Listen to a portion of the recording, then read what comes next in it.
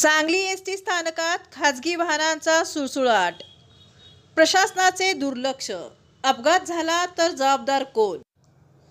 Breaking news. Sangli ST स्थानकात प्रवाशांच्या सुरक्षतेवर मोठे प्रश्नचिन्ह. एसटी स्थानक परिसरात खाजगी दुचाकी आणि चारचाकी वाहनांचा बिनधास्त प्रवेश सुरू आहे.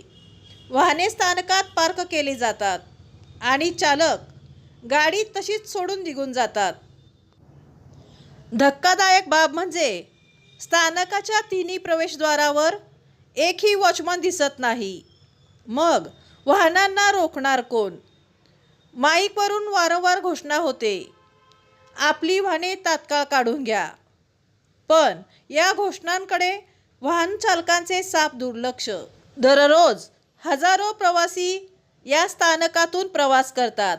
अशात खाजगी वाहनांची ही वर्दळ मोठ्या अपघाताला निमंत्रण तर देत नाही ना? उद्या एखाद्या प्रवाशाचा जीव गेला किंवा एसटी बस आणि खाजगी वाहनांची धडक झाली तर जबाबदार कोण? आगार व्यवस्थापक की संबंधित प्रशासन?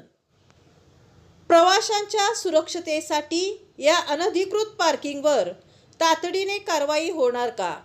की मोठी दुर्घटना घडल्यानंतरच प्रशासन जागे होणार?